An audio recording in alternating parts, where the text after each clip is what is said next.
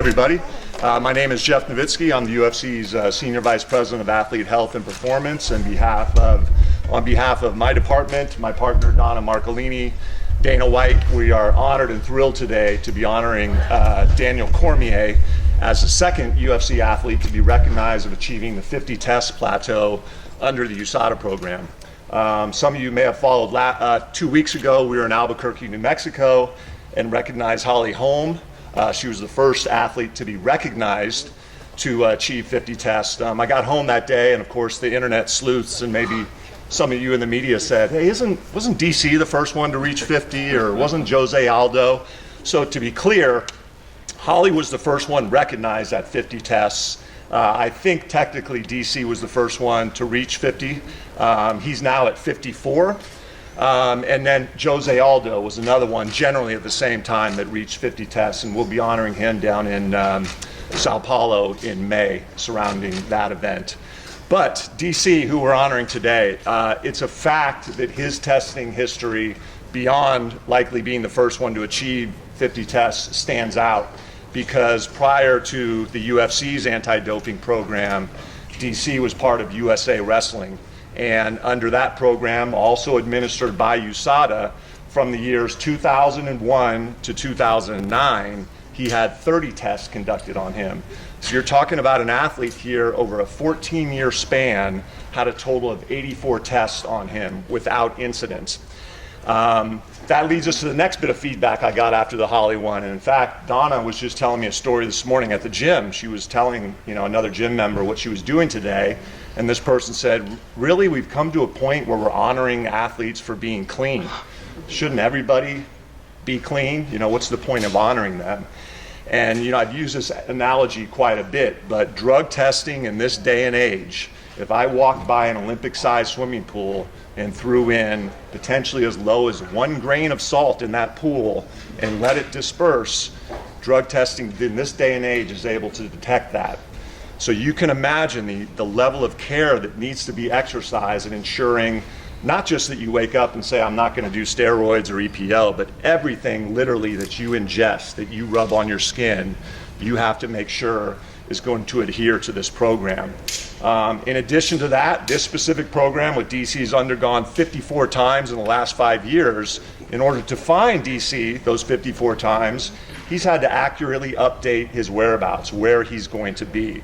And that's no small task either. You look at other professional sports, and normally their drug tests are done immediately after a game. There's a note on their locker saying, hey, come see the drug tester, or right after a practice.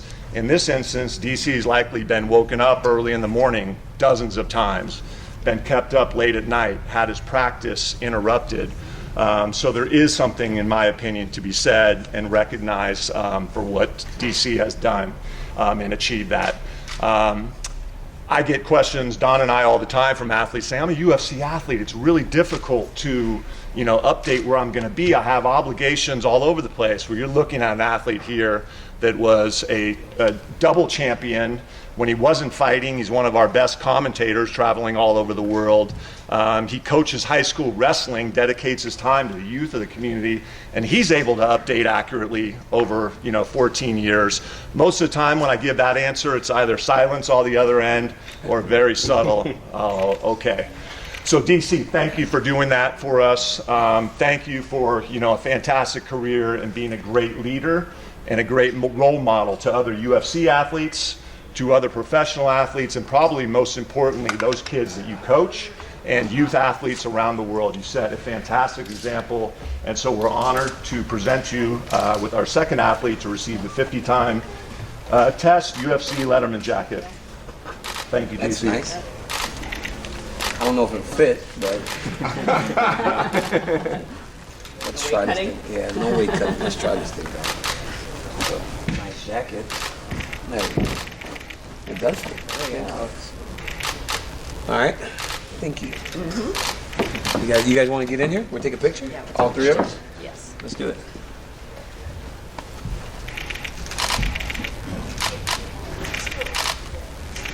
Botox, you want to have them up on top here? Yeah, if you don't mind, just That's all right. one more. Step up. Yeah, in the middle, do you think that?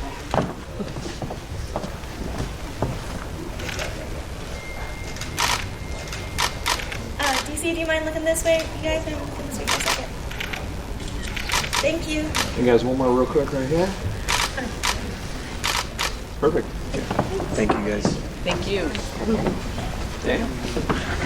Okay. Let's take this off. It's kind of hot now.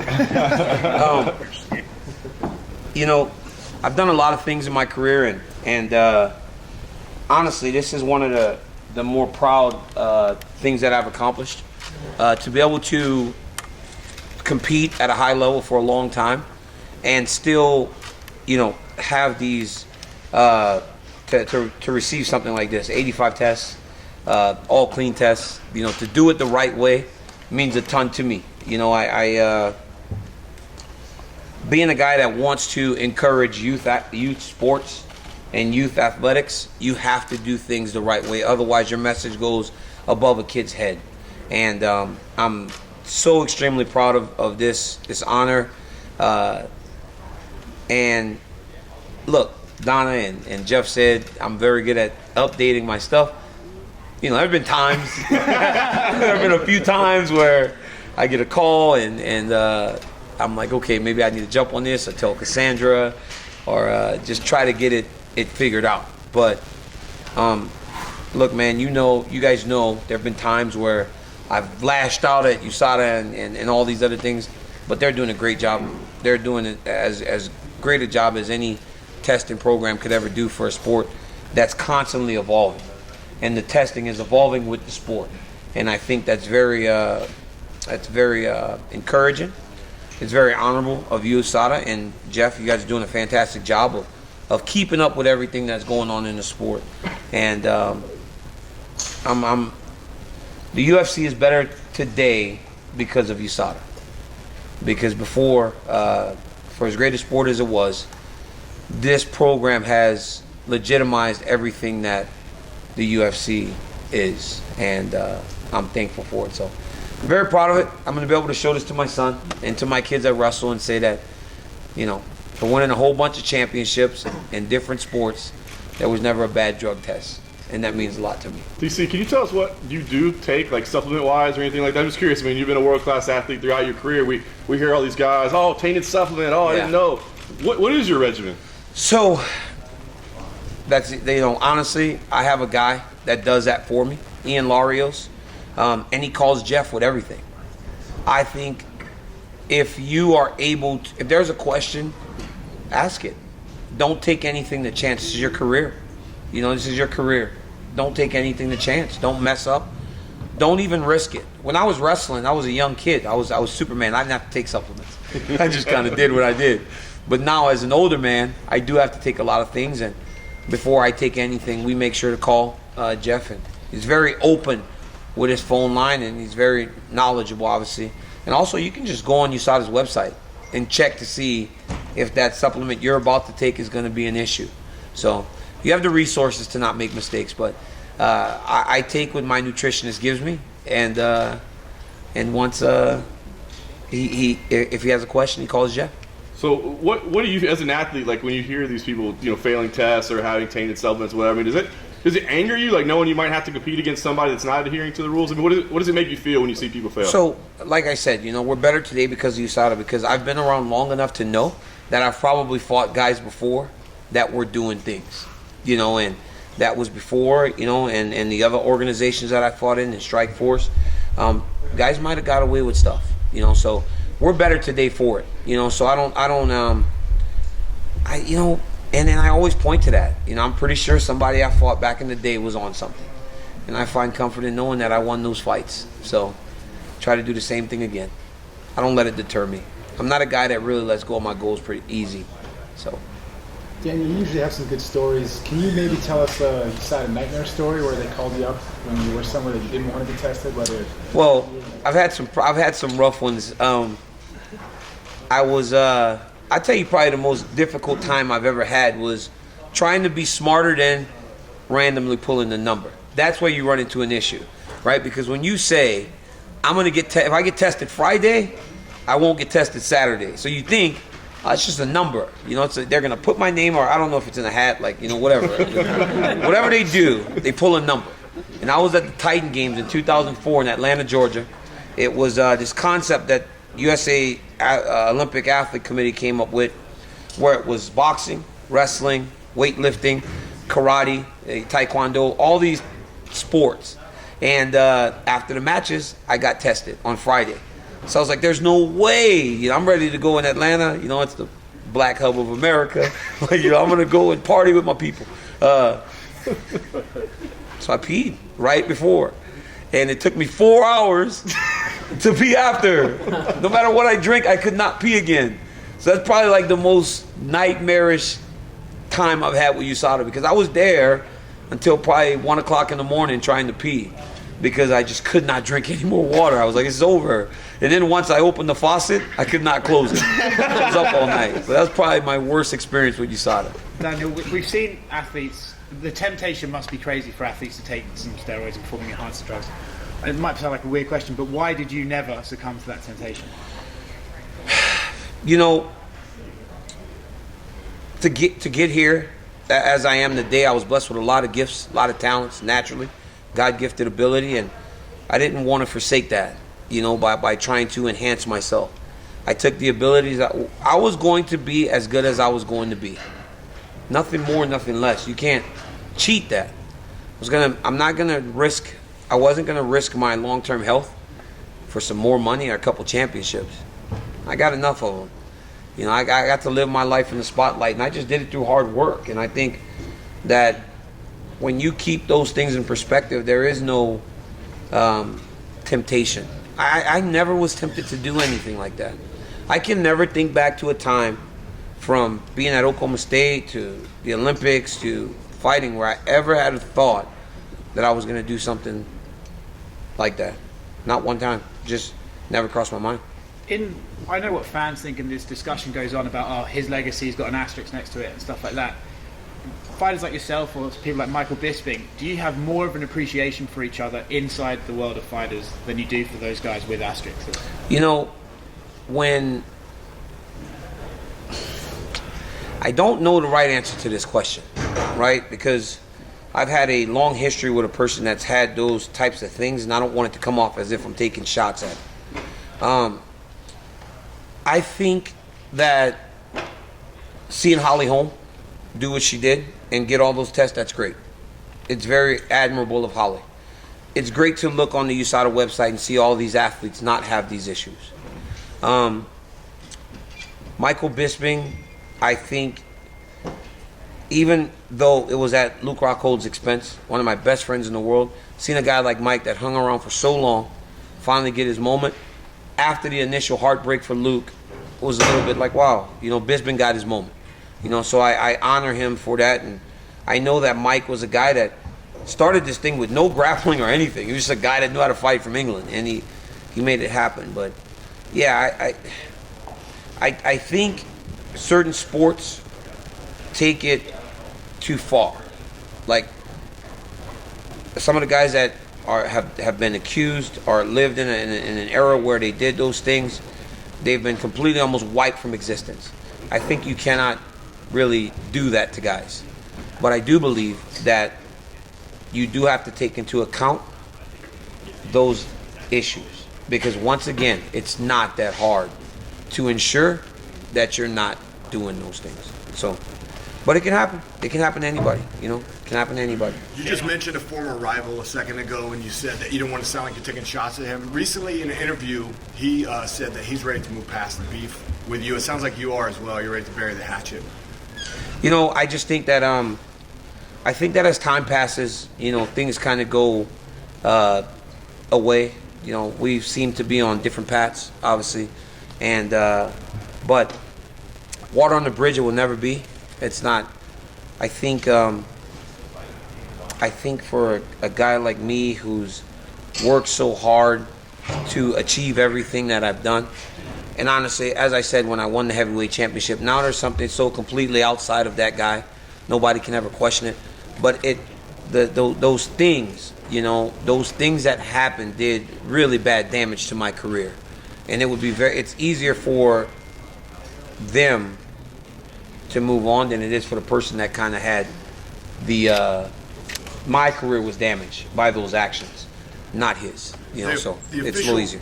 the official rankings still have you listed at light heavyweight and heavyweight. Are you planning to ever return to light heavyweight?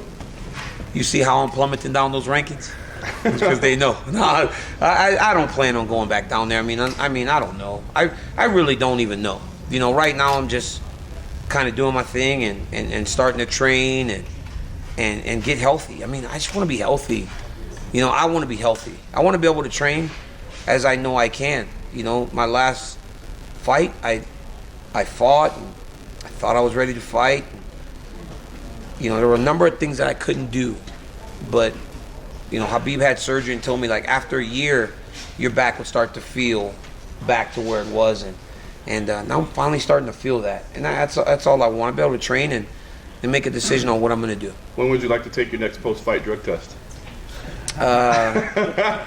You know, I talked to the UFC, and we've got a pretty clear idea of what we want to do.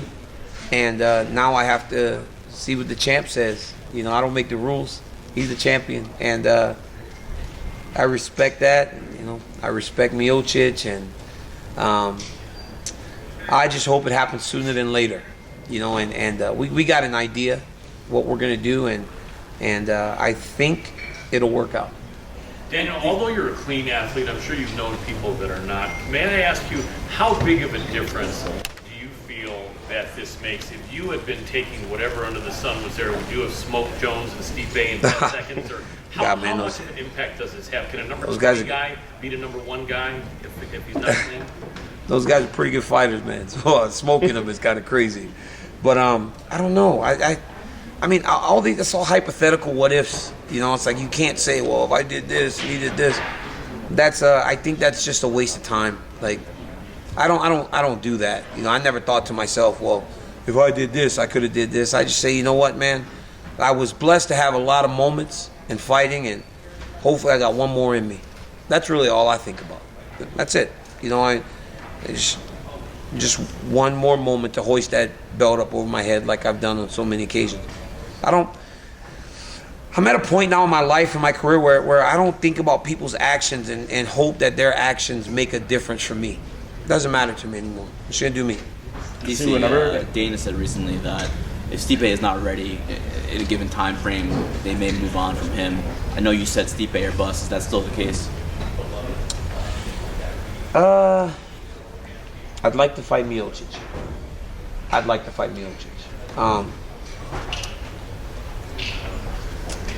I haven't even really thought about that. You know, I think everybody wants what GSP got. And I wouldn't mind getting what GSP got to be able to leave on top. But we'll see. You know, we'll see. You know, I'm in a very unique position where I don't have to fight. And that's it's dangerous because you can find comfort in that. But it's also it's very motivating because if I do it, I'll know I'm doing it for the right reasons, and that's a good position to be in. As you get healthier, do you feel like this maybe won't be the last one as you start to feel better, or are you pretty content with this being the last fight? You ever saw a carton of milk and there's an expiration date? Mine was supposed to be last year. Every day we move past it, so I'm pretty sure I'm sour, man. I'm sour. You don't want to drink me, you and your cereal.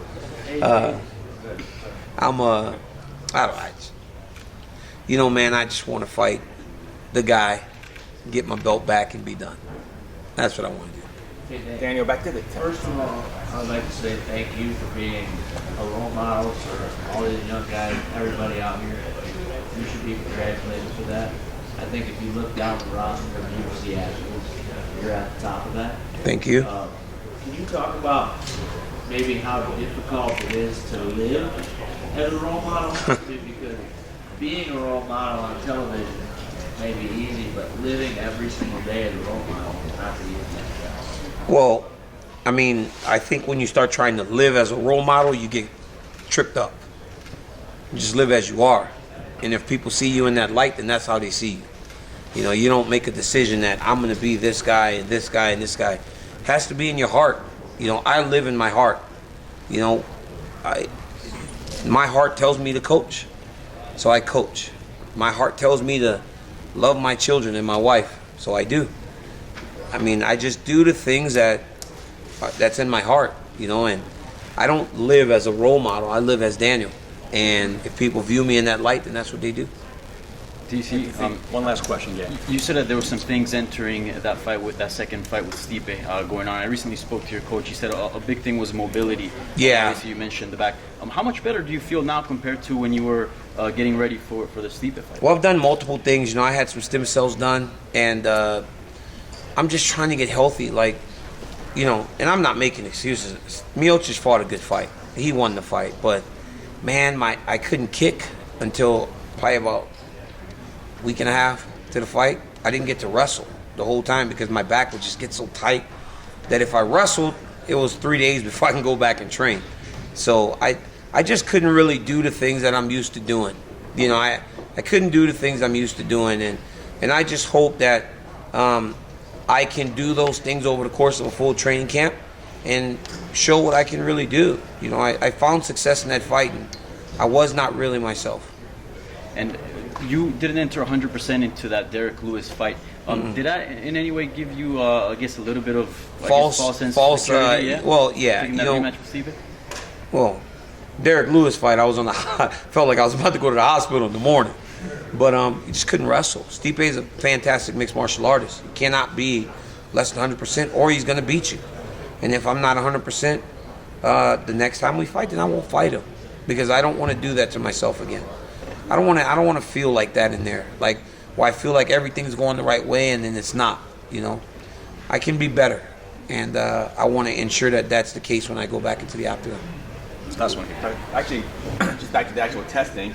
How does the location whereabouts work? Do you, every morning, like, do they know exactly where you are? I mean, obviously they know where you are. They right know now. where. Look, they're here. But like it's right there.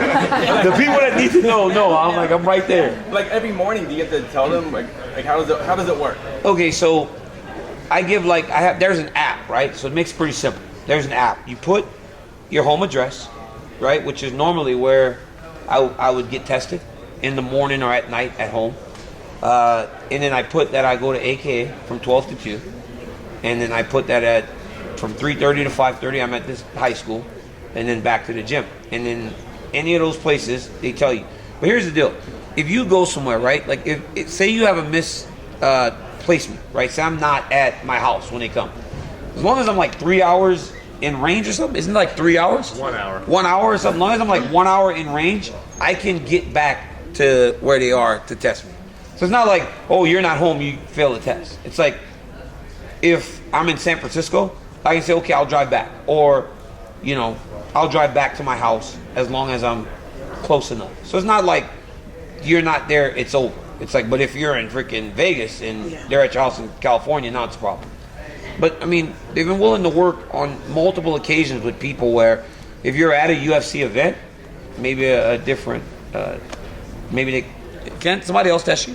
Yeah. Yeah, like a different tested person will just test you at that event. So it's not like life or death. You know, it's like sometimes these guys are like, well, I wasn't home, so I feel. No, that's not true. Like there are ways to still get your test. But you just do the app, and then if you leave, just update the app when you're going somewhere different. It's right away, actually. Or you send an email, and then they'll do it for you. But I'm an adult, right? I'm an adult, so it might sound a little easier. All right, guys. Thank you. Thanks, Steve.